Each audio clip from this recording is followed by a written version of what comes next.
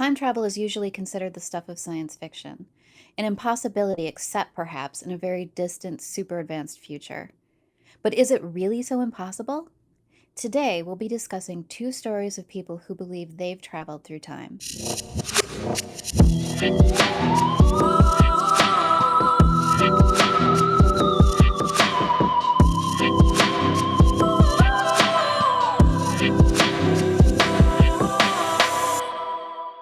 Welcome to Shadowland, everybody. Welcome. So, this is a podcast that shines a spotlight on stories of the supernatural, mysterious, eerie, and unexplained. Things like Wormholes. zombies, Time travelers.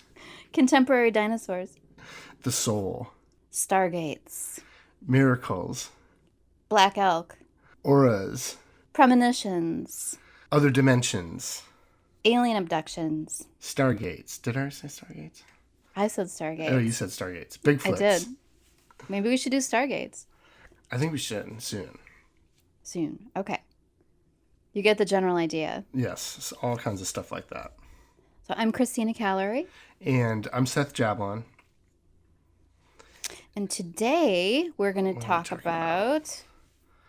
What are we talking about today? Oh, time travel. Specific time traveling types of stories. Yes. We hunted down stories of two people who actually believe that they traveled through time, Yes. which is pretty cool. And I think I have an idea of which one you're going to do. So I think there's some similarities between these stories that are going to be pretty cool. I have no idea what you're going to do. Yes, but I hope you like it. I'm not sure if you know it or not yet. We almost did the same story, but we were stopped. But yeah, I think that there's an interesting connection between the two. Okay, so who should go first? I think I went first last time. You went first last time. Yeah. Do you want me to go again? Because I think you went. It doesn't matter. Wait. You said you had a long. You said yours is long. Mine is pretty long. Yeah. Okay. Do you want me to go first or second? It sounds like you want to go first. Okay, so I think you should go first. Okay. Yeah. I think I like going first now. You do like going first. You get it out of the way, and then I can just chill out. Okay. When you do the heavy lifting. Okay. Cool. All right. Are you ready for it? I'm totally ready. Okay. So this is the story of Air Marshal Sir Victor Goddard. I think that's how you say his name. Have you heard of this? I have not. Okay, good. Okay, so there's a lot of facets to this story. There's like some like cool additional stuff around him that I'll sort of talk about after the story. But the probably most well-known story of his is the story of this flight he took in the year 1935. So it was a Sunday.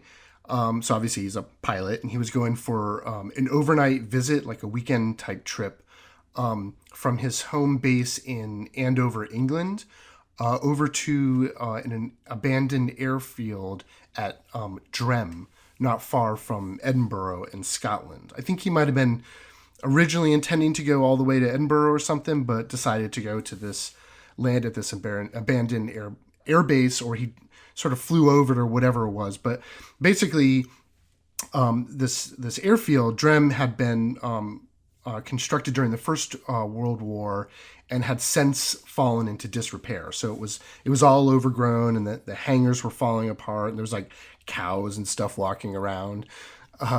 So it was probably kind of an interesting sight, and maybe that he was just sort of curious about it. But basically, he flies over there, and that Monday he goes to fly it home. And then right as he's leaving, this strange sort of storm kicks up, right? And it's kind of like all these like weird sort of like colors, like it's like sort of yellow brown clouds sort of surround him, and he has a lot of problems controlling his aircraft. And he's out there flying, like this is like, the 1930s. He's out there flying a open cockpit plane. So this is pretty intense, right? This isn't like in some like comfy jet. He's like out there basically in the middle of a storm. He's flying over, I think, sort of mountainous terrain. I'm not sure exactly where it was, but and so he's without radio like navigational instruments. So he's kind of like doesn't know which way he's going and loses control of the plane, and the thing starts to like spin out. And this is really where he starts to see these strange yellow brown clouds that sort of surround him, right? As he's sort of Hmm. falling faster and faster down. He's finally able to regain control over his plane and like sort of brings it back. And as he does that, suddenly the sky turns bright sunlight again, and now he's reapproaching Drem Airfield, right? Huh. Except this time everything's different looking, right? This time there's actually people walking around, mechanics, and they're all wearing blue coveralls, right? And the hangars look new. There's actually 4 airplanes there. 3 of them were these biplanes that were painted this sort of yellow he didn't recognize, and the 4th was a monoplane. And this was all odd to him because, well, first of all, the Air Force wasn't painting planes that color, and they didn't even have this type of monoplane at the time. They had been invented, but I don't think it was like part of the fleet. And the other thing that stuck out was the fact that they were wearing these blue overalls because he knew that the Royal Air Force mechanics wore brown, right? And that doesn't maybe sound like a big, huge detail, right? But I mean, I feel like you have to remember it's these are this is the military, and if you're used to a certain color uniform, you're going to notice right away if it's a different color, right? Like, Yeah. be a pretty 100%. pretty big deal to see it change overnight. So all of this is like he thinks is pretty weird, and also because he's like flying over it and no one seems to notice him, right? And so again, you have to think he's flying a little lower. People are probably looking out for small planes landing, and it just seems like nobody sees him. And so as he like gets to the other side, like he sort of re-enters this storm, and again sort of like has to like hang in there and sort of navigate through it. But he's able to get back through it, and he makes his way back to Andover, right? And so he thinks this is all pretty crazy. His whole experience, the storm's really weird. What he saw at the airfield was really weird. He doesn't know, exactly what happened, but he starts trying to, tell other pilots back at the base about it. Nobody believes him. Everyone thinks it's, he's either drunk or crazy. I feel like everything in the 40s that people couldn't explain was that they were either drunk or crazy. Like, I've been drunk plenty of times, but like I definitely haven't seen like, strange airfields with people walking around. But eventually he shuts up about it because I mean he's a pilot, right? And like I feel like this is like a recurring theme throughout all of the sort of like 20th century where pilots would see things, they'd get ridiculed, and then they'd basically eventually have to shut up about it because you don't want to lose your pilot's license, right? So years go by, and a few years later, he watches as the Royal Air Force actually changes their mechanics overalls to blue and starts painting its planes yellow. And they even introduce a monoplane called the Magister, right? And then he also, I think it's like at this point it's like 19. I think it's like 4 years later, something like that. Maybe it's like 1939. And he learns that they've actually renovated Drem Airfield, and now it's back in use, right? So that's basically the experience he had. He doesn't quite talk like once he learns about that, I think his feeling is that he had this experience where he either passed through time, maybe forward in time and back through this strange storm, or maybe it was a clairvoyant episode. But basically, that's his story. Hmm. Some other facts about him are really interesting. One, he actually had another. He was a big believer in ESP after all this stuff that happened to him, and he has this other experience with ESP and clairvoyance, but it's not actually even him that experiences it; it's someone else. And so this happens in 1946. Over a decade later from his original experience, and he's basically he's in China. I guess he's working there, stationed there, and he's at a party where another officer says he's had a dream about him dying in a plane crash, and he was actually scheduled to fly to Tokyo that night. And basically, he learns that the dream was about him carrying two men and a woman, and the plane starts to ice up, and then they crash on this pebbled beach near some mountains or something like that. So, as it turns out, he actually does take two men and a woman on a flight to Tokyo that night, and everything that the guy saw in the dream comes to pass, right? They, as they're flying, his plane ices over. They end up crashing on the Japanese island of Sado, I guess is how you probably say it, and with the Pebble Beach and all.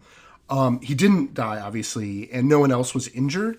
And they actually ended up making a movie about it in 1955 called The Night My Number Came Up, which I haven't seen. Wow. But I love that title. yeah, it's pretty good, right? It's very so like 50s or 40s or whenever it was came out.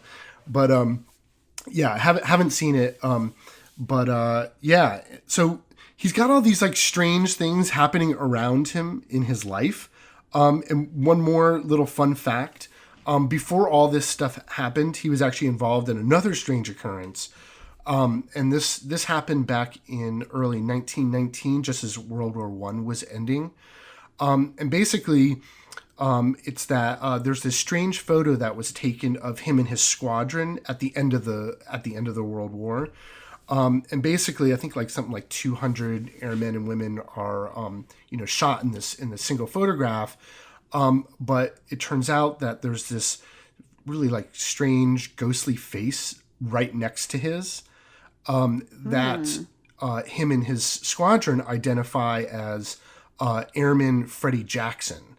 Now, Jackson was a mechanic who died just 2 days earlier by walking into a spinning propeller, right? So this is like right at the end of the war, right before the squadron was going to be disbanded, and he gets killed in this very strange way.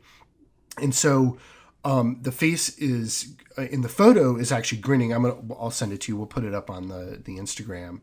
But the face is actually grinning. And unlike the other people in the photo, who are like, a lot of them are like, sort of sullen looking, because they had literally just got back from his funeral.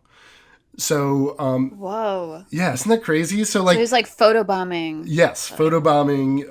And it's funny that, they made jokes about him, the fact that he was grinning. It looks like, I think one of them said it looks like he was like caught the photo just in time, like as if they were trying to take it without him or something.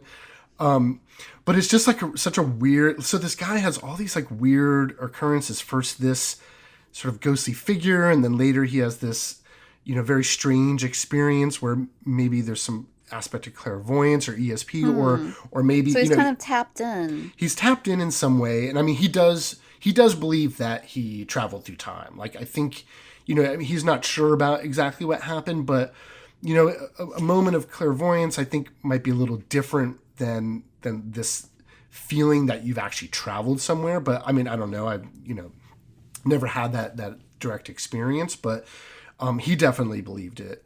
I don't know. What do you think? Like, I mean, I feel like, the difference between clairvoyance and seeing into the future and traveling to the future. I mean, is it just a matter of like consciousness, or, is it possible to physically travel? I don't know. I mean, what do you think about his story? God, I don't know. It's pretty fascinating, and it does tie into the story that I'm going to share. Um, I guess what I would really want to know is, did he describe any feelings that he had when he was going through those clouds, or anything that felt different or off? Not that I read. I remember watching a show with him, and he talked about it. I don't remember if he's expressly said anything about like sensations or feelings he had, but when he talked about it, it's definitely like, like you can tell he had a feeling about the whole thing, right? Mm-hmm. That it was very strange and out of place. Like I think he even went on later into his life and to sort of like talk about UFOs and like ESP, and he was definitely affected in this way that to him it was a supernatural experience. So this was kind of like a gateway for him I guess. to Well, I kind of mean get that into and paranormal this, stuff. yeah, and this other thing with this, ghostly face, and it kind of seemed like he had these paranormal things happen to him multiple times throughout his life. But I don't know. I feel like that is Yeah, something that you see though, where there are some people who, for whatever they're like a reason, magnet. yeah, a magnet, or they're just more likely, whether they're more open. There are different schools of thought on this stuff. I think, in a future podcast, we can talk about ESP. There's like a really cool book that I've read before by a Harvard neurologist who actually described the brain as being like a filter. And Huh. like the way that she talks about it, I don't want to kind of derail us, That's but okay. No, no, but no. basically, there's a school of thought out there that like certain things can set us up to be more aware of dimensions or reality Mm-hmm. beyond just our five senses. And who knows, maybe this person was a little more sensitive. Yeah, right. I mean, like we are, like our eyes, for instance, are certainly a filter, right? Like we definitely see like a very narrow band of light, right? Like if we saw all the light and sound and heard all the sounds that were out there, it'd be too much for us. Like we have to get this sort of narrow selection that lets us move through the world in a way that it doesn't, it seems sensible and not overwhelming and not too chaotic, right? Right, we've got a lot to deal with as it is. Yeah, I mean, I think that people can certainly be. But I Yeah. think also there's like bias, I mean, I think What do you that, mean? well, I think like if you're just really adamantly closed off to it, to the idea of it, and you Mm-hmm. refuse, I think like, just like, the fact that you can take a sugar pill or something and it can affect a change in your body, I think that Hmm. the Right. mind is so powerful that you can close yourself off to the paranormal just by virtue of, being unwilling to even consider the possibility. I think that's true, and I think vice versa too. Like, and I think it's also like like people have dreams in which they have premonitions. You know what I mean? Hmm. And to a lot of people, it's the most natural thing in the world. And I think, a lot of people. I've had a few of those. Oh, really? I have, yeah. But we need to save that for another episode, Okay. too. Okay. Maybe we should get into yours, and then we can come back and bring this all together. Cool. You Yeah, ready to do yours? I'm totally ready. All right. Cool. Okay. So my story involves a pilot named Bruce Gernon, and but this took place in the Bermuda Triangle, which I have a lot of love for because when I was growing up, the Bermuda Triangle is huge. It was everywhere. For our younger listeners who maybe haven't heard of it, the Bermuda Triangle is also called the Devil's Triangle, and it's a name given to a 500,000 square mile area of the Atlantic Ocean that boundaries Bermuda, Miami, Puerto Rico. It forms like a rough triangular shape in the ocean. Which is like And pretty big, right? Like it's Bermuda, like that like, triangle's like a huge chunk of the ocean. yeah, it's like 500,000 square miles. Yeah, So, yeah. but lore has kind of followed this area for many years. And it's pretty interesting. I didn't even know this before I started researching, but Christopher Columbus actually has a few accounts um, Oh, really? I in the didn't know that. ship's log. Yeah. Apparently, when they were sailing through the Bermuda Triangle area, um, they recorded seeing a great fiery object fall out of the Hmm. sky into the ocean, which could be a meteor. You could explain that away. But then a few weeks later, he records seeing a strange light in the distance. Huh. And they also had issues with erratic compass readings in the area, which is something that is mentioned time and time again, where people's navigation fails, their compasses go haywire, and they don't know where they are. Um, and some scholars, like going way back again, even think that like Shakespeare's play The Tempest was based on a Bermuda Triangle shipwreck, Oh, and that kind really? of added to its mystique. Yeah, I had no idea. Yeah, me neither. Um, but the mythology really didn't gain momentum until the 20th century when a series of ships and planes disappeared. And one of the most famous, a lot of people kind of um, say that this one was the big one that kind of launched the whole Bermuda Triangle lore, but it's Flight 19, and a Right, right, fleet right. of 5 torpedo bombers went missing and were never heard from again. And another one more fun fact: the name Bermuda Triangle was used for the first time by author Vincent Gaddis in a 1964 magazine article. So he was the first one to coin that term. Oh, okay. Yeah, yeah, that's pretty interesting. But by the 70s and 80s, there was a lot of hype about this, and people were really fascinated with triangle lore, all things Bermuda Triangle. So you saw it popping up on Unsolved Mysteries and other TV shows. Right. Time. Time Life books. I was just gonna say Time Life books. Yeah, like you and I both share that. Like we both Yeah. have the Time Life books. Yeah. And like a lot of other shows and books delve into this too, And Milton Bradley put out a board game, Really? which I actually want. I Oh my saw that God. We there's got to one on find that. Etsy. And Barry Manilow even did a song about it, which you Right, really need to right, right. hear. Yes. No, I know. I need to hear it. So the lyrics just I basically it rhymes triangle with my angle, which is brilliant. Well, And it's we'll post very a man. link, but you can find it on YouTube. It's pretty great. Um, so there have been multiple explanations brought up through the years about why there are so many disappearances in this area. And I think like recently they've tried to debunk it and say, oh, it's just a matter of odds. Or yeah, even yeah, There's no right, mystery. right, right. Or there's even weird theories about like minerals in the ocean, and the other one's about like I mean, rogue waves, and which I think that's an interesting thought. But Yeah, there's as many theories as there are debunks, about what's actually going on there. But the fact remains there are stories, and that's there what we are like. lots of stories, right? And Yeah, so some of the more straightforward, like you mentioned, the rogue waves. Well, there's yeah, also like magnetic fields, or maybe right, it's right. just unlucky odds. But there are some pretty out there ones that are like, let's face it, cooler. Um, like maybe, for instance, it's the location of the fabled lost continent of Atlantis. Oh, Maybe it's a vortex into another maybe, dimension. maybe. It could be an alien abduction hotspot. Some people have reported, I think, like UFOs going in and out of the water. Hey, like Christopher Columbus saw. Yep. Sorry, my cat's climbing through this. I don't know if you can hear that. Um,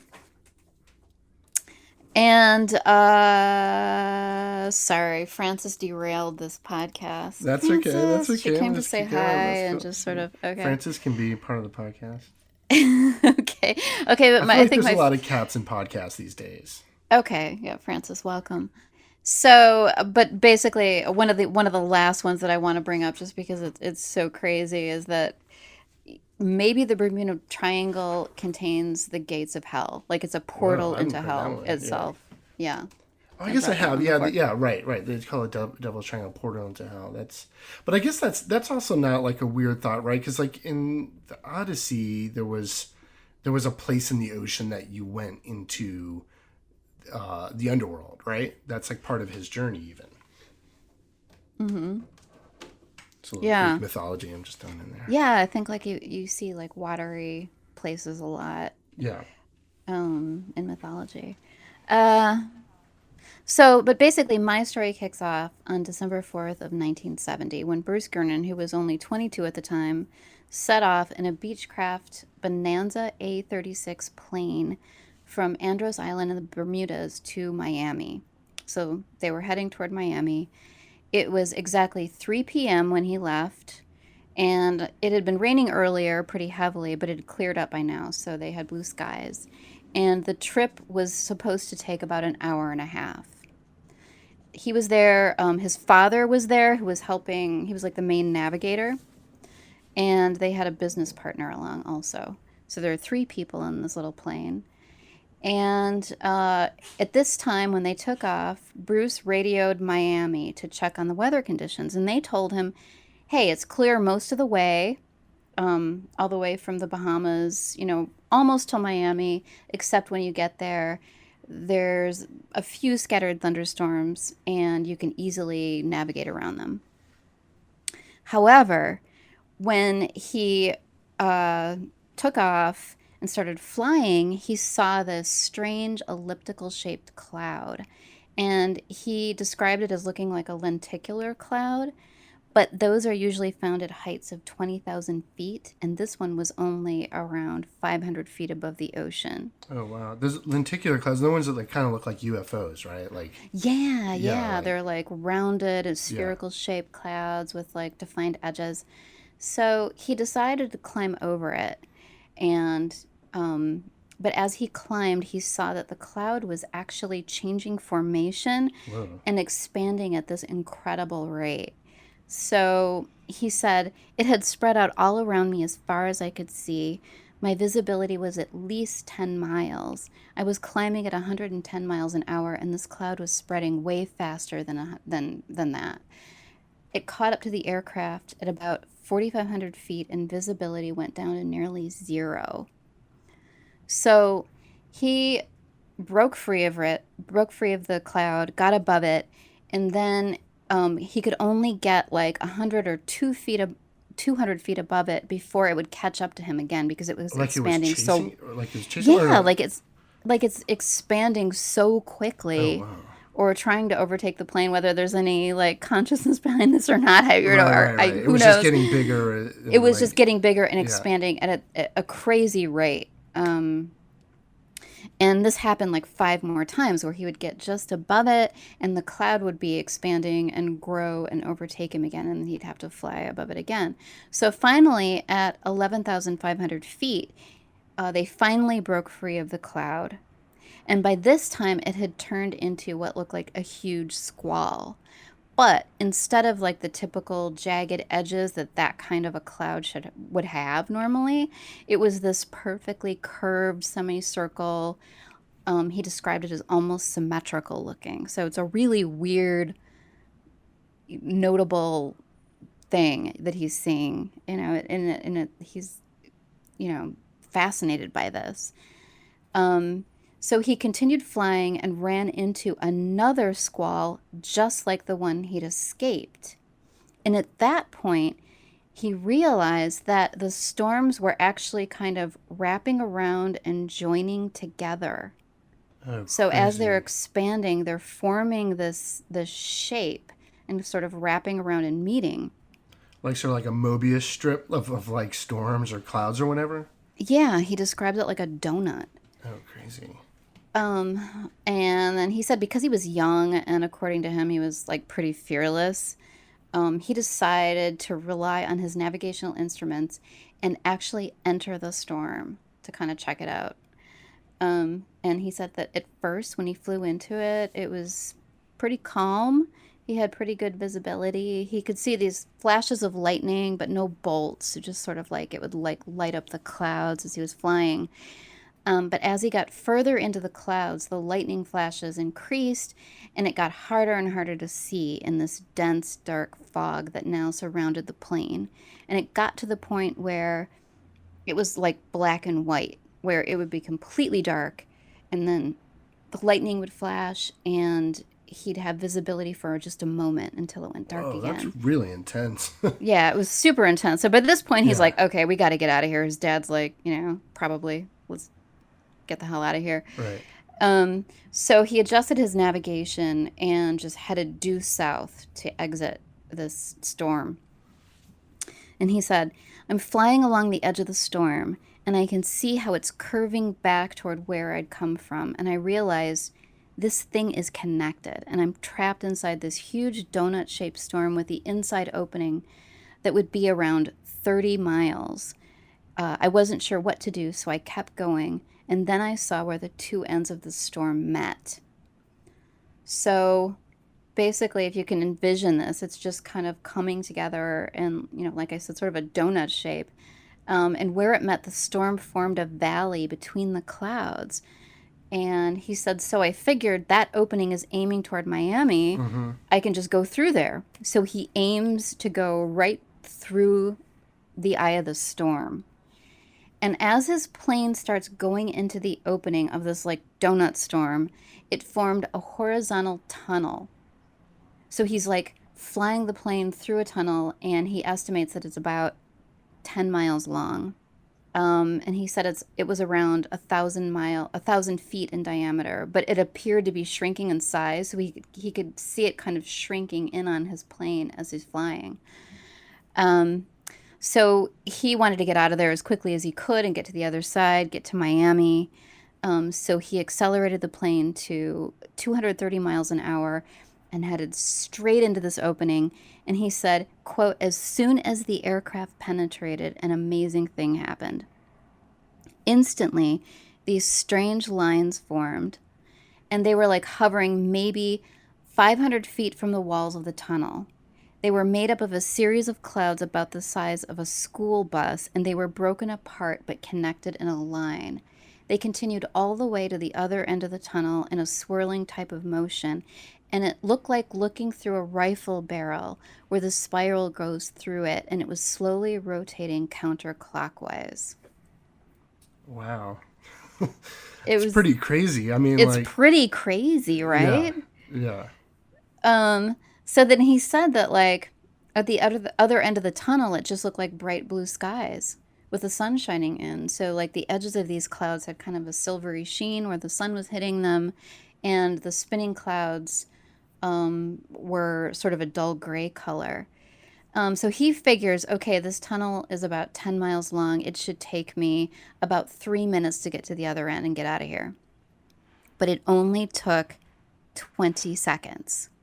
So by the time he reached the other side, the tunnel had gotten so narrow that it scraped his wingtips because it was coming in so fast. Wow. Like the edges of the tunnel being like the clouds or whatever. Yeah, the Right, clouds. Like right, this, right. these swirling But it's like contracted clouds that are around him surrounding. as he's moved through it. Exactly. It's contracting around the plane. Huh. And then he said, right at this point was when I felt the only sensation that comes along with this experience. It was a really strange sensation of a combination of zero gravity and hydroplaning forward. And then he said, I do zero gravity all the time for fun when I go flying, but never the sensation of hydroplaning goes along with it. Hydroplaning in the air, like, huh. Yeah, yeah. Well, I don't know because I'm not a pilot. I've never flown a Right, plane, right, right. but I'm just sort of imagining it, kind of like a skidding Sliding, feeling. yeah. Yeah.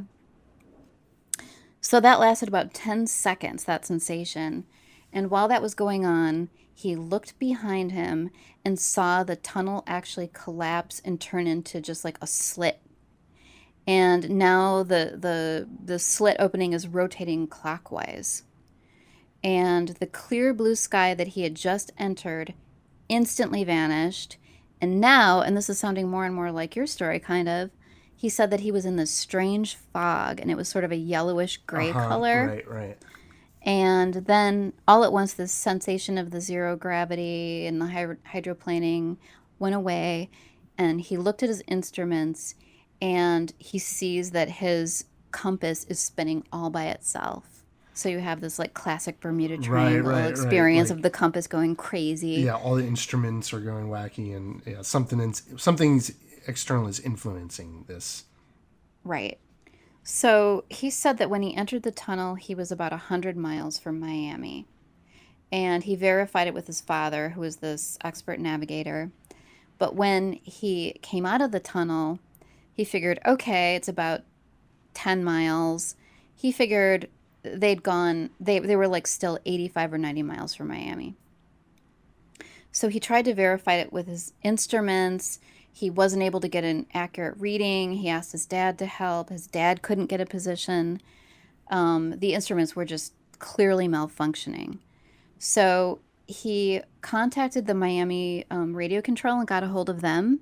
And he told them, okay, I'm probably out about 85 miles east of Miami, but we're really not sure where we are. And they tried to locate them and they couldn't. And then they even like went so far as to switch to another radar center trying to get a location, and they couldn't. So this plane is like nowhere to be found on the radar. They're kind of lost to the world. And at this point, he said his dad started to panic and was like cussing out the radio controller, freaking out.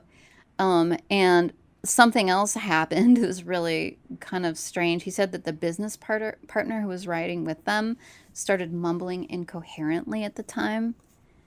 Like he was going through some kind of crazy experience that was affecting his brain. Like, Whoa. and he said that, like, when this kind of thing happens, this isn't unusual.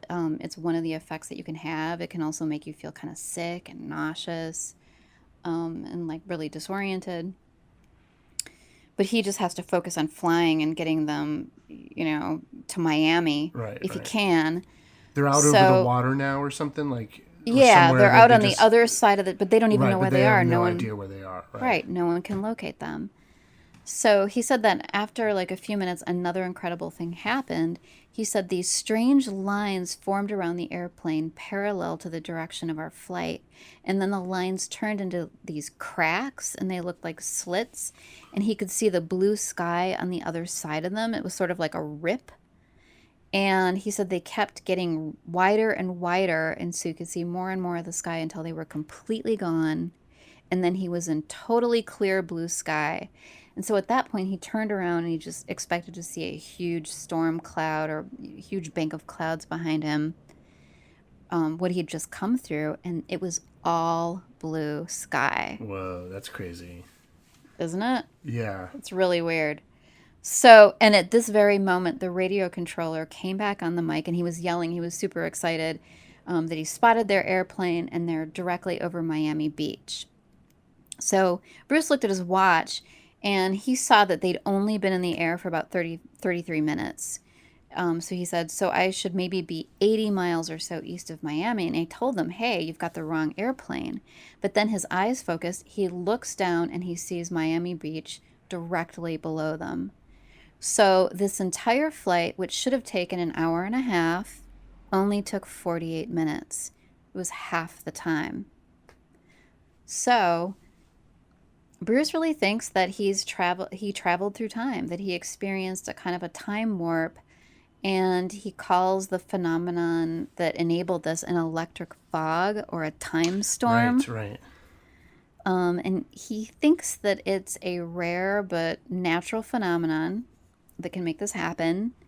And the way he explains it, it's like the fog attaches itself to a vessel and sort of travels with it, and it causes these time distortions Huh. and disorientation and equipment problems. And he kind of thinks it's similar to St. Elmo's fire. And he says that he's encountered the same thing again, but like on a smaller scale years later in the 90s. But by that time, he was older and he was a lot more afraid. And he Right, really right. didn't want to go through that Go in again. the He middle. wasn't as adventurous. Yeah. Now, didn't I thought I heard like in one version of the story that uh he had more gas left over than he should have. Not only did his not only did they get there in like half the time, but they also had more Like more evidence. they had evidence, right? That Yeah. there was like more gas left over that supported that idea that it took them that they basically traveled a shorter distance to get to Miami or burned less fuel. So if they had actually traveled that distance, literally they would have had to have burned a certain amount of fuel, and when they actually got there, it remained unburned. Meaning, it supported this notion that they somehow traveled there faster or skipped some type of distance, some amount of distance to get there. Isn't that right? Right. Isn't that wasn't that part of that as well? That's an interesting fact. I actually I didn't thought come I across it remembered in my that. Okay. research, but that makes sense. And I mean, that's pretty It cool. would make sense More that hard that's proof. right, right. But yeah, like definitely the fact that I think all their watches and stuff. If I remember, I haven't read this story in a while or heard it told, but I think there was something like that where it's like, yeah, it definitely like there's records of when they left and when they landed, right, and it did take the amount of time that they said, right. So there's Yeah. some evidence of something happening, some Right. phenomenon happened, right? Plus the eyewitness of his father, who was And the there, who was an eyewitness expert of his father. navigator. Right. These Yeah. people experience something, and this idea of the fog is really interesting. I mean, like I feel like the deeper science gets into quantum mechanics and the theory of relativity and all this stuff.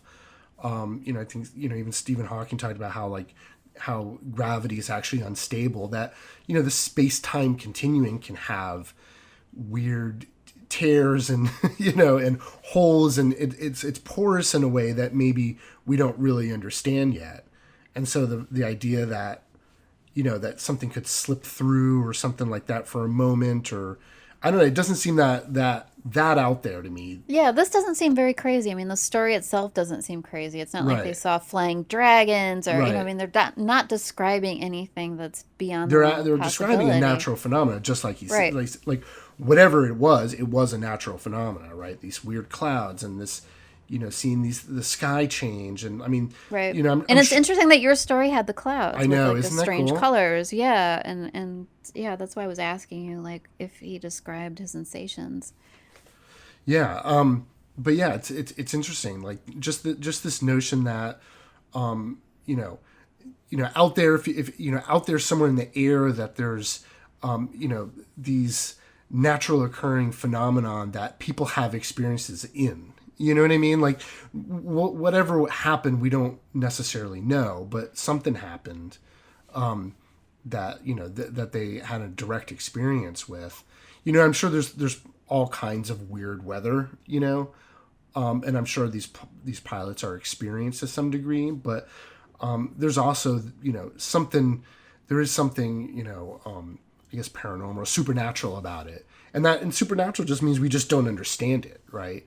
I mean, a black hole is supernatural until they photographed it, right? Right, exactly. Until it just became part of Exactly. the And it natural used to be universe. like a subject of science fiction. Yeah, exactly. And so I don't know. I think these are both really cool stories, and I'm glad they have so many like similarities, and yet they happen in different parts of the world. Obviously, my story happened, in Scotland and in England, but in a very similar type of circumstance. And Right.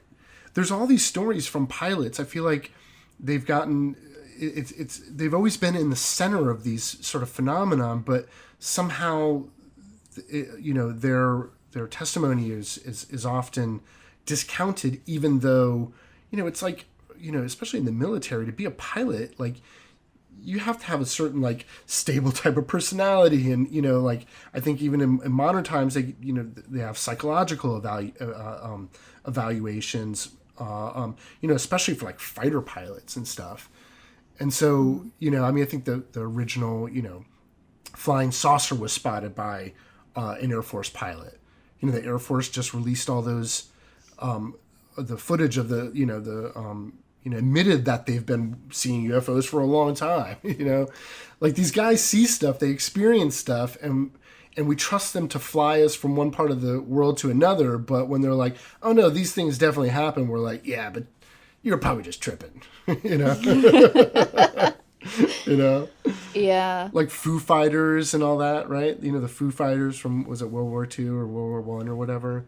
The balls of, there were balls of light that would follow the planes and like kind of Hmm. mess with them while they were Hmm. flying around. That's where the Foo Fighters come from. Hmm. Which also makes me think of ball lightning, another subject that's Yes, pretty we'll definitely fascinating. do. We should do like a ball lightning. And what's the one that's like the weird ones like in the bogs or something? Swamp gas. No, yeah, swamp gas. But there's like, oh, St. Elmo's fire or St. whatever. Elmo's fire. Yeah. Yes, yeah. We'll do it on the movie and the phenomenon. Cool.